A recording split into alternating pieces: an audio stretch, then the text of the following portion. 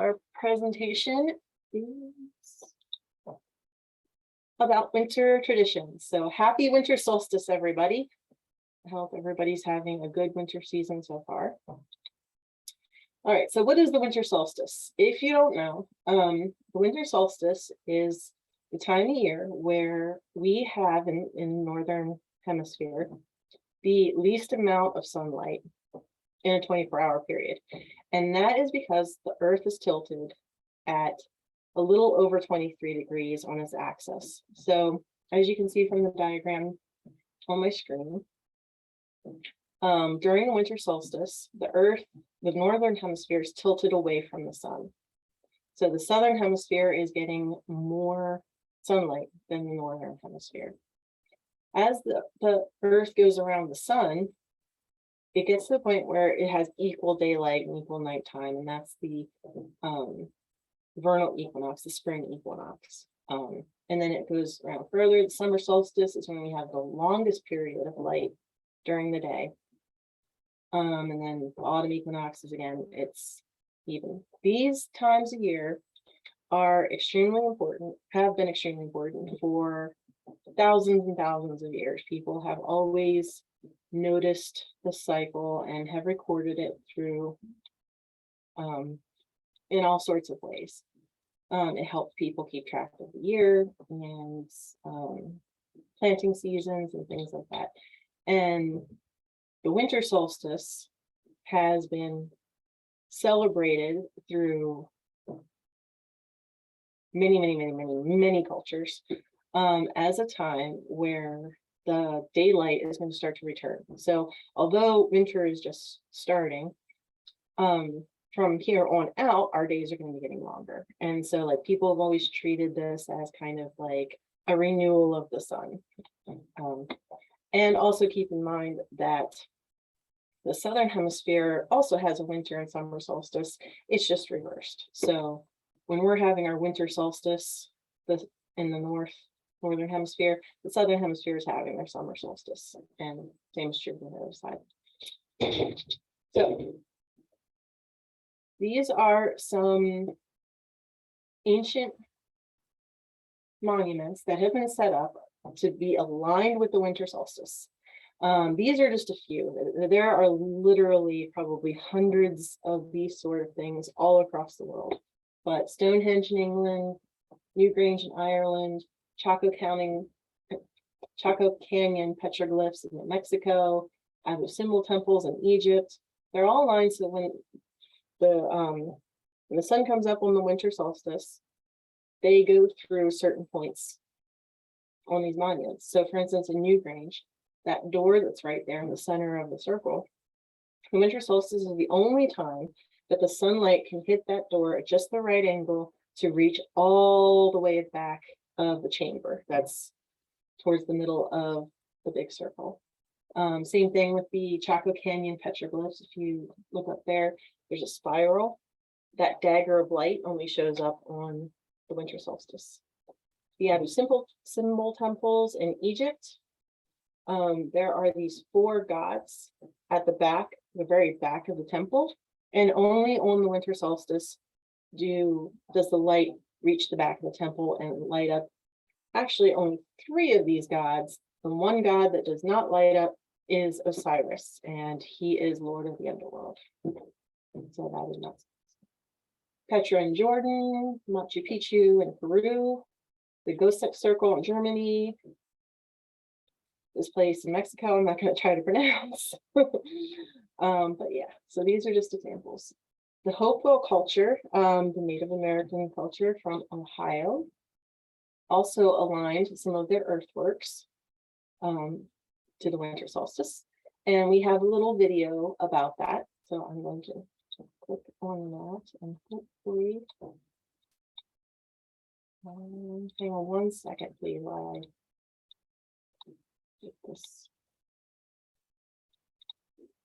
All right, Matthew, can we see that? Yes, looks good.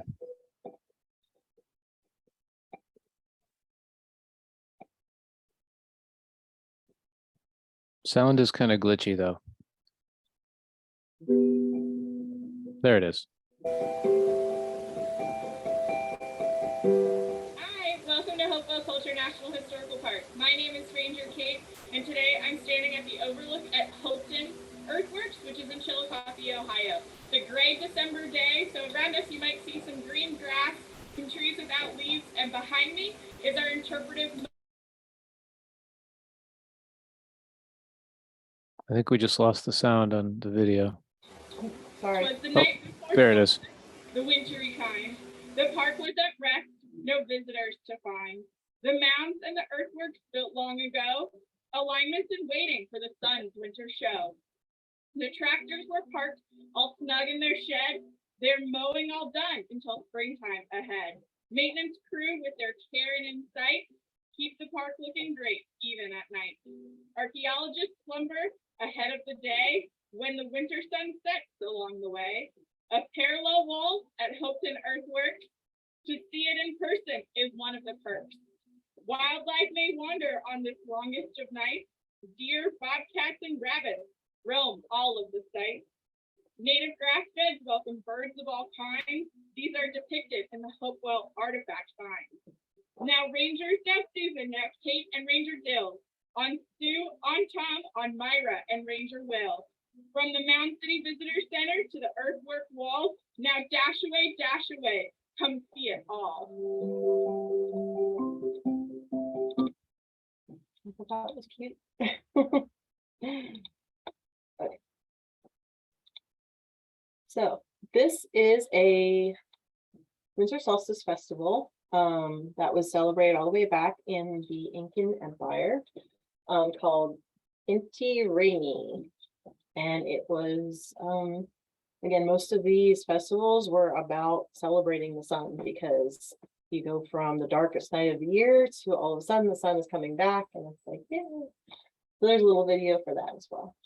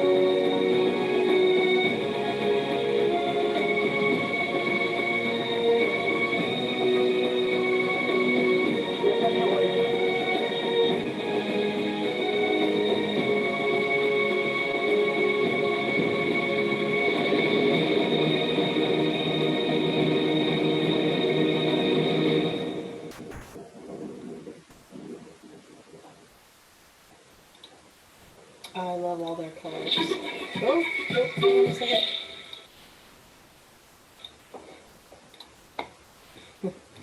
Okay, so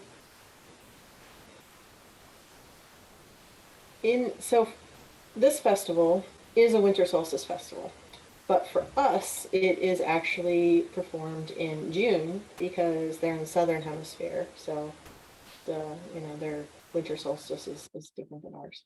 So for this festival, the Incas fasted for 3 days before the solstice. On the dawn before the day of the solstice, they went to a ceremonial plaza and waited for the sunrise. When it appeared, they crouched down before it, offering golden cups of chicha, which is sacred beer made from fermented corn. Animals, including llamas, were sacrificed during the ceremony, and the Incas used a mirror to focus the raised sun and kindle a fire.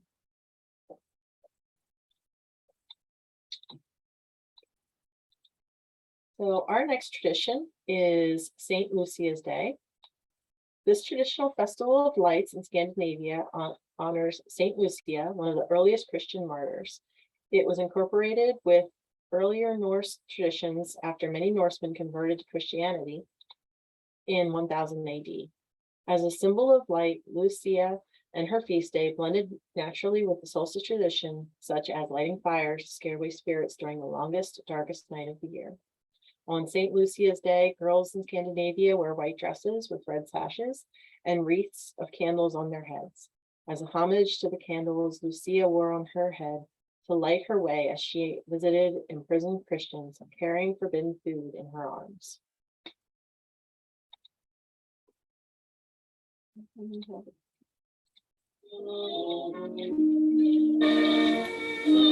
December 13 isn't a date in Sweden, it's Lucia. On this day, two things are inescapable. A, it's cold, and B, it's dark. To fight the dark, light was needed. The Lucia tradition can be traced back to St. Lucia of Syracuse in Italy. No wonder Swedes celebrate her every year. According to old heathen and pagan myths, this was a night when evil dark spirits liked to roam and animals became possessed and started to talk. As usual in Sweden, when it comes to traditions, the why is less important than the how. The first thing you need to do is to make lucibulle, or saffron buns.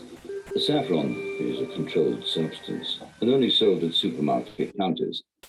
Everyone cheats on the ginger biscuits, the pepparkakor in Swedish, and buys the pre-made dough. Advanced bakers and show-offs make gingerbread houses too, and put them out on Facebook. Make sure you have some plonk handy for mulled wine, or glögg, as the Swedes call it. Pour in your spices, and then watch it like a hawk so it doesn't boil, or Lucia won't be quite as much fun. Lucia fronts a band of singing handmaidens, Santas, star boys, and gingerbread men. But don't feel bad if you're last in line in a brown one-piece. Everyone serves a purpose. From dawn to dusk, processions take place in homes, schools, churches, hospitals, and offices, and bring tears to most people's eyes. One of the catchiest numbers is the tip-tap song. But what really gets you in the Christmas spirit is the theme tune, Sancta Lucia. Only Lucia gets to wear candles in her hair. The rest have to carry theirs. The ever-cautious Swede goes for fake candles these days. Less fires that way, especially in daycare centers. It's practically impossible not to attend at least one Lucia procession. Your colleagues, neighbors, children will make sure of that. Or there's Sweden's Lucia on TV. Every year, Sweden votes for its favorite Lucia in a nationwide contest. Although the winner isn't judged on her voice, she must love children and, of course, desire world peace, just like this world.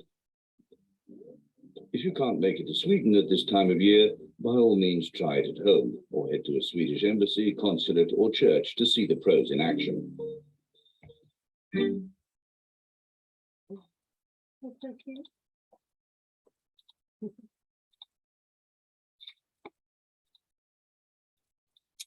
All right, let's see, what is, I got a lot of windows open. Okay.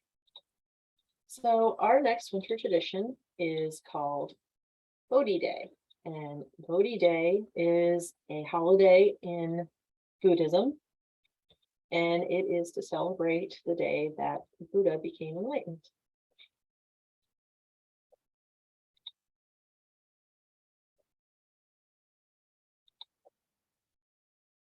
New breaking scientific research shows that there's a common vegetable. Not that. Oops, apologies, hang on a second, please. Oh.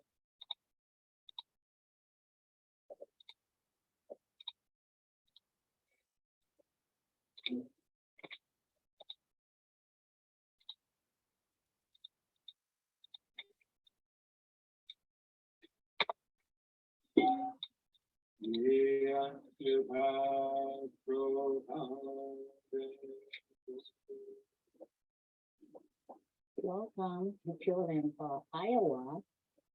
Every year on December 8th, Buddha celebrates the Bodhi Day.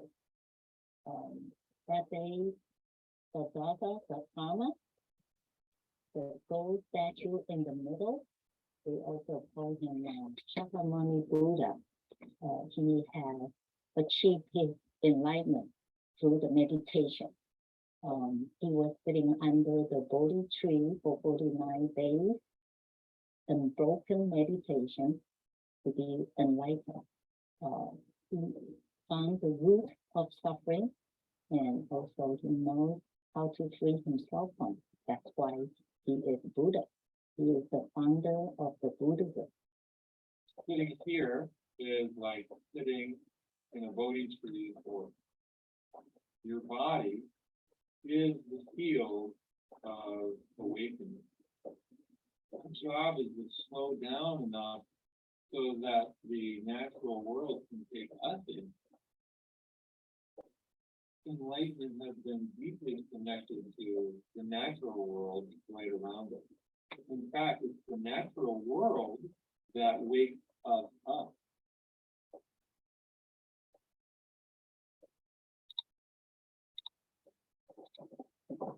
So happy Bodhi Day, everybody. So our next festival that we're going to look at is, I hope I'm pronouncing this right, Dongzi, or Zi. The Chinese celebration of the winter solstice is Dongzi, which means winter arrives, and welcomes the return of longer days corresponding to the increase in positive energy for the year to come. The celebration may have begun as a harvest festival when farmers and fishermen took time off to celebrate with their families. Today, it remains an occasion for families to join together to celebrate the year that has passed and share good wishes for the year to come. The most traditional food for the celebration in southern China is the glutinous rice balls known as tangyang, often brightly colored and cooked in sweet and savory broth. Northern Chinese enjoy plain or meat stuffed dumplings, a particularly warming and nourishing food for a midwinter celebration.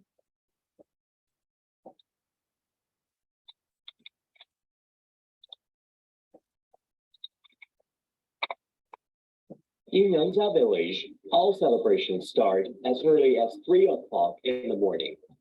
And the festivities in the small village in Salmon County date back over 700 years. Local villagers gather to worship the heavenly god and their ancestors. They also pay their respects to senior villagers. It's a time of reunion and celebration with strict rituals to follow. These are the ways to preserve tradition in this coastal region. Every year we worship our great ancestors and wish for a prosperous upcoming year and a happy life. These traditional rituals remind people to respect the older generation and to be friendly to our neighbors. The origins of the Dongzhi festival trace back to the yin and yang philosophy of balance and harmony in the cosmos. After the winter solstice day, daylight hours will increase, therefore increasing the positive energy flowing in. In Salmon County, such celebrations are held in many villages. The local people say the scale of celebrations during the Dongzhi festival are usually larger than celebrations during the spring festival. I'm very excited to join this year's celebration during the Winter Solstice Festival. The grand celebrations in Salmon are included as one of the national intangible cultural heritages. The Dongzhi festival celebrations are very important as they will give more people a better understanding of both culture and tradition, especially for the younger generation. To allow more people to enjoy the celebrations, especially youngsters, the organizers this year live stream the whole festival and worshiping process. People are able to tune in and check out the noble ceremonies on various devices. Modern access to ancient traditions. TJB, CCTV, Salmon County, Zhejiang Province.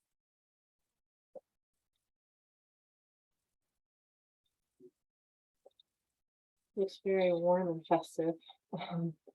Okay, so our next celebration is Shadi Yalda.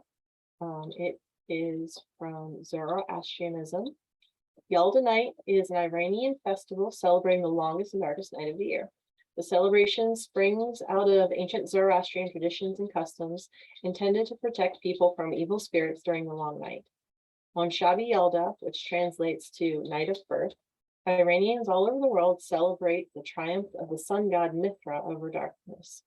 According to tradition, people gather together to protect each other from evil, burn fires to light their way through the darkness, and perform charitable acts. Friends and family join in making wishes, feasting on nuts, pomegranates, and other festive foods, and reading poetry, especially the work of the 14th century Persian poet Hafiz. Some stay awake all night to rejoice in the moment when the sun rises.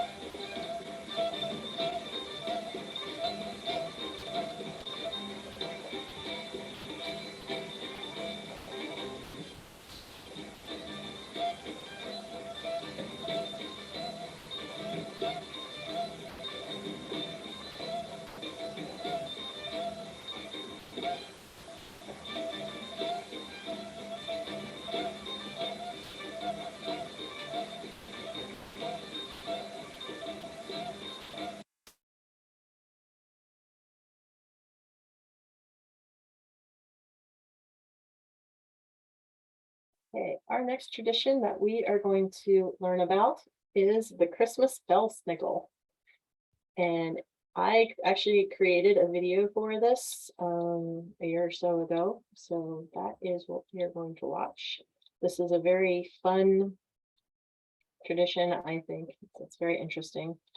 And it was practiced by the Pennsylvania Dutch, which is where my heritage is from.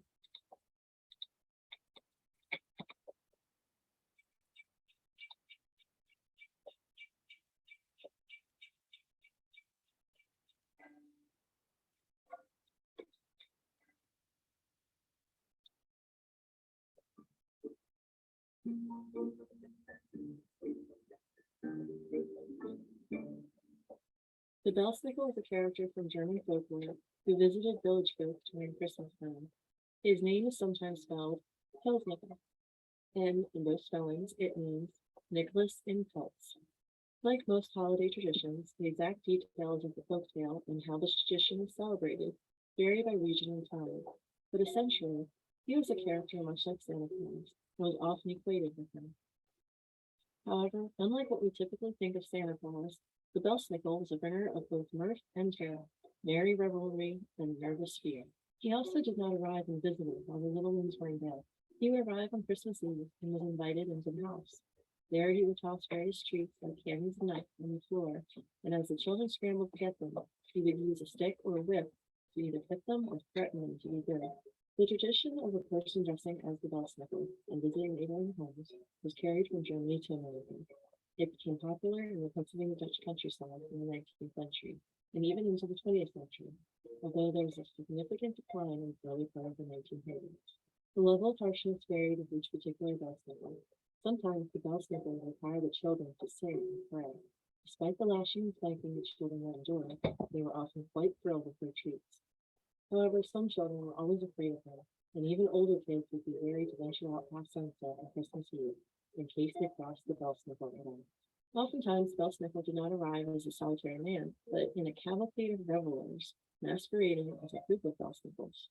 Their frolicking through the streets was called Belsnickel. Their attire would be animal skins, furs, or old clothes and rags. Their faces would be hidden beneath masks or darkened with charcoal or shoe polish. Sometimes women would dress up as the Belsnickel as well. While visiting neighbors, it was common for the Belsnickels to receive treats and drinks from the homeowners.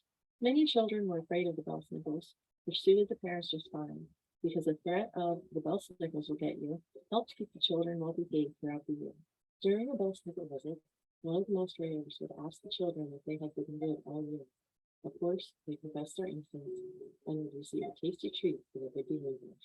So this Christmas Eve, as you cozy in, wrapping cookies and wishing TV specials. Keep an ear out for distant sounds of bells and prepare your testimony. For the bell sniffle may be approaching.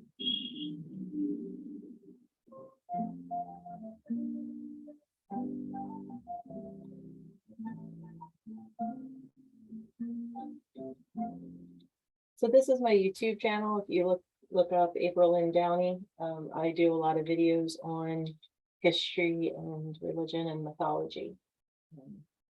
A little slow on uploading these days because I've been busy, but yeah, more is coming. So if anyone's interested in that. That video is great. I'm totally going to check this out. Thank you. All right, so our next tradition is called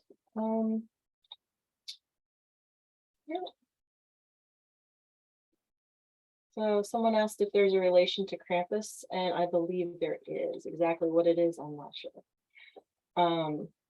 I knew at the time when I made the video because I almost included that, but I ended up not doing that. So our next festival is La Quema del Diablo, which is a tradition from Guatemala. And this festival is celebrated in Guatemala from the Christian Day of Advent until December 7th, particularly in the Highland towns. Men dressed as devils chase children through town, and the event is culminated in burning of trash and devil effigies. And we got a little clip for that as well. Margot is busy tidying up her house, but this is no ordinary cleaning. When Estella takes out the trash today, she's not just throwing out garbage, she's also getting rid of something much more sinister. Juntamos toda la basura y la sacamos y we get all the garbage together and remove it and burn it. And when the fire's out, the devil is gone. Tomorrow we wake up feeling peaceful. We feel that our house has been purified. Across Guatemala, people like Estella participate in La Quema del Diablo, or the burning of the devil. It's a traditional way of getting rid of bad luck that dates back to colonial times. But in recent years, this custom has started to change. It used to be the tradition to burn garbage, but now we burn an effigy of the devil so we don't pollute the environment. And while some will set fire to devil piñatas at home, thousands of people gather on the streets of Antigua to take in the most famous Quema del Diablo festival in Guatemala. Behind me, preparations are underway for what will be the climax of the celebration. As the burning hour approaches, the charges against the devil are read out.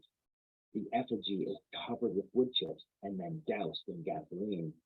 Finally, the moment everyone's been waiting for.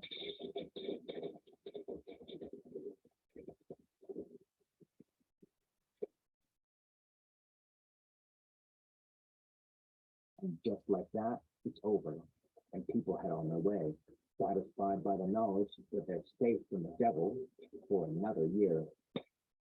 David Mercer, Al Jazeera, Antigua, Guatemala.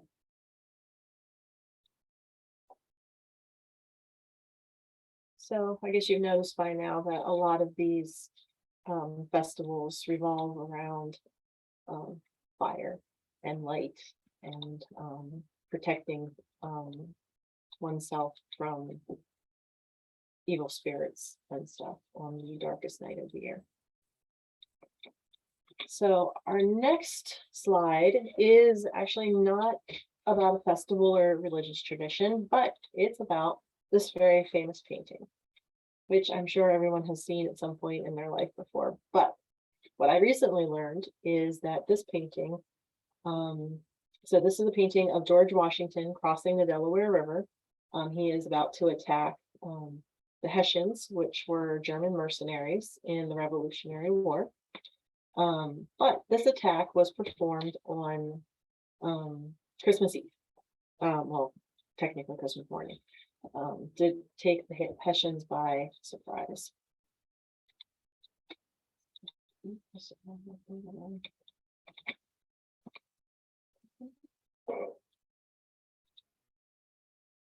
It's Christmas night, 1776. 1 year ago, the American Revolutionary War had started between Great Britain and the 13 American colonies. General George Washington decides to launch a surprise attack on some German allies of the British Army. The Delaware River is full of ice, and the sun is just coming up. A perfect moment to surprise the opponent. The tallest man standing in the front of the main boat is George Washington. He looks forward to the shore where they will land.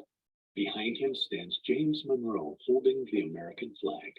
He will later become the 5th American president. There are 2 other generals aboard this first ship, and the other people are a diverse sample of the people living in the American colonies. I see 2 men similarly dressed in green, one in the front and one in the back, representing the Native Americans. In front of the boat is a man with a Scottish bonnet, and next to him an African American man. And just to the right of the center is a woman dressed in man's clothes. And to the right of her, there are 2 men with rifles and a farmer. A true representation of the people of the American colonies that formed a few years later the beginning of the United States of America. But remember that this work was painted about 75 years later, and that the artist has taken some liberties in creating the scene. For example, the American flag did not exist yet during this event and was only designed half a year later. And don't forget to look at the other boats behind the main one. The almost endless number of boats making this dangerous crossing contain many more people, horses, and cannons. So that battle was a turning point in the Revolutionary War, or I should say a very important battle. It really drew attention to, gave the American colonists a lot of respect for their battle skills. All right, so our next holiday, I don't have a video for, but it is St. Thomas's Day. St. Thomas's Day celebrates the Apostle Thomas and was established in the 12th century on the winter solstice, December 21st. Although some Anglicans still celebrate on this day, the Roman Catholic Church later removed the feast to July 3rd, and the Greek Orthodox Church celebrates St. Thomas on October 6th. In England, children, the poor, and the elderly were permitted to go door to door asking for money or food in an activity called Thomasing. It was also known as mumping, doling, corning, and gooding. In Germany, St. Thomas's Eve was also called spinning night because some spinners would stay up all night spinning to make extra money before Christmas. In Austria, people would ring bells, crack whips, and make lots of noise through the streets and scary masks to try to scare away demons. In Norway, traditionally, all of the Christmas preparations were supposed to be finished by this day. And on the screen is a recipe for Plettenbrat, which is a type of fruitcake type thing from the Austrian Alps. So if anyone would like to take a screenshot of that and try your hand at it, please let me know how it turns out, because I'm very curious. Yeah, I have not made it yet. Okay, on to our next tradition, the Yule Cat of Iceland. This is a very fascinating tradition. But as with some other Christmas traditions like the Belsnickel, it is also a little bit scary.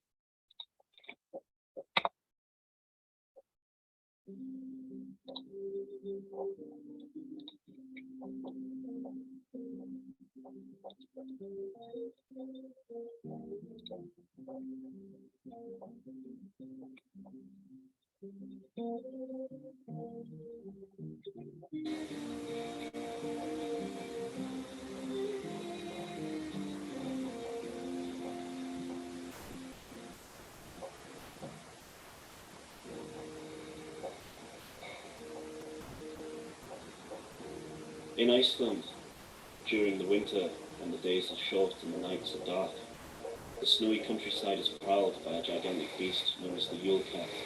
or Yolakaturin, as he's known in Icelandic.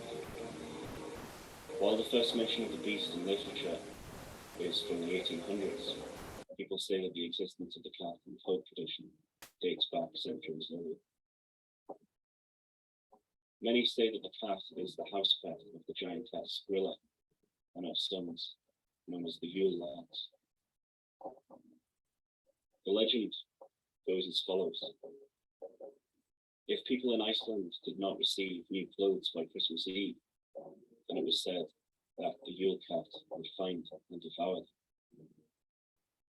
The threat of being eaten by the Yule cat was used by farmers as a major incentive for their workers to finish processing the autumn wool before Christmas, so that there were enough new clothes for everyone.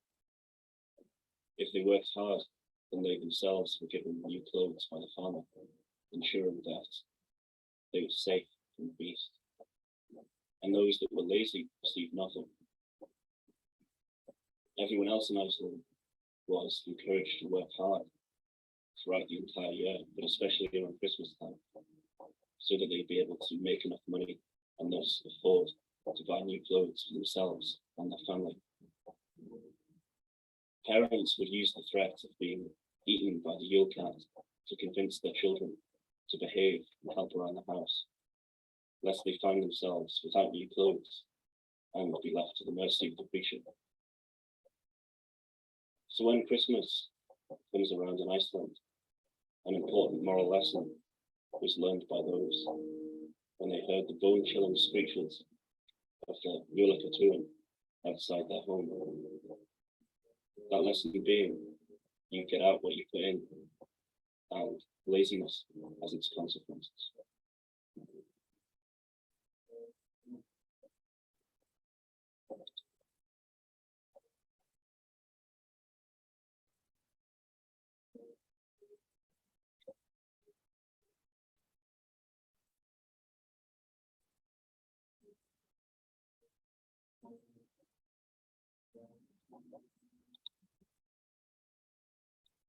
So now everyone has an excuse to go out clothes shopping, so the Yule cat doesn't get you.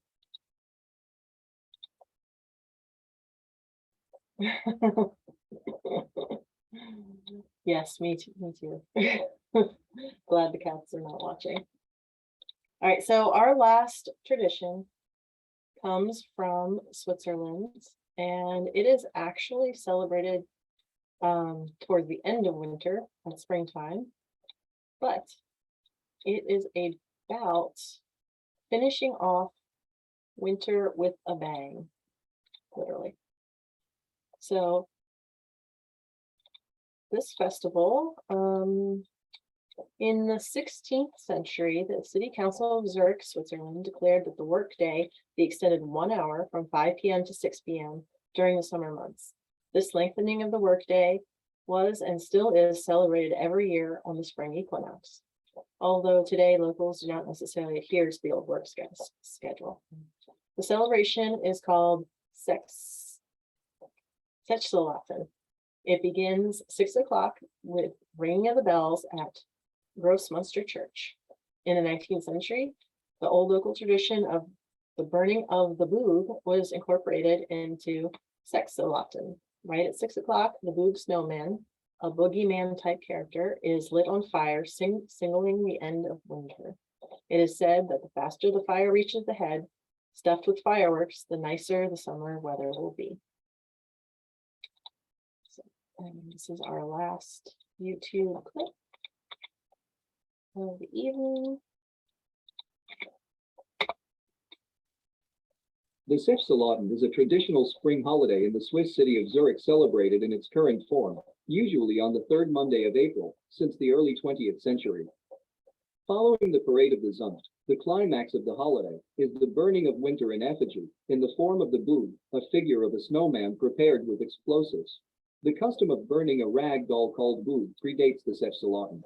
A boob was originally a masked character doing mischief and frightening children during the carnival season. The roots of the festival go back to medieval times, when the first day of summer working hours was celebrated in the guild halls across the city. City ordinances strictly regulated the length of the working day in that era. During the winter semester, the workday in all workshops lasted as long as there was daylight. But during the summer semester, the law proclaimed that work must cease when the church bells tolled at 6 o'clock. Selbstverlauten is a Swiss-German word that literally translates into the 6 o'clock ringing of the bells. Thank you for watching. Like and subscribe if you would like to view more. Okay, so our last slide of the evening. We're not going to watch these tonight. I'm going to put the links for these videos in the chat if anyone has any interest. Keep in mind that there are probably 100 different celebrations that you could look into revolving around the winter and winter solstice especially.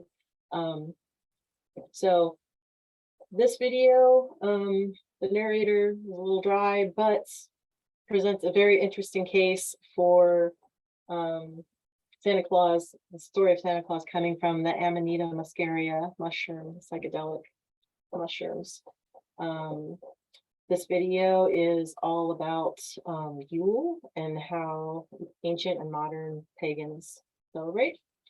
And this bottom video, it was a Bible accurate Christmas, goes into details about the story of Jesus and how they may or may not be entirely accurate with how we interpret them. For instance, one of the things that the video points out is that because of the description of the shepherds in the field with the animals, most likely Jesus was probably born in springtime, not the winter. So yeah, that video goes into some of those interesting little details. So I'm going to throw these into the chat. First one.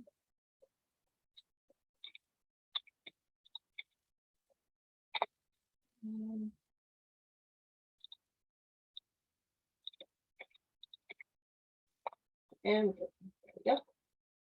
Okay, so that is the end of my presentation. I hope you all enjoyed it. If anybody has any stories they would like to share, or traditions or holidays, anything like that that you would like to talk about, feel free. This is a great night for sharing stories.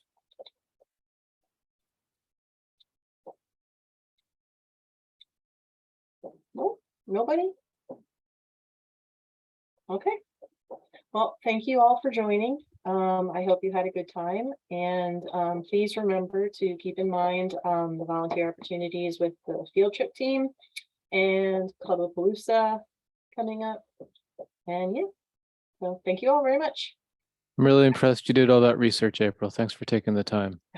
No problem. Wait, there's something. Oh, cool.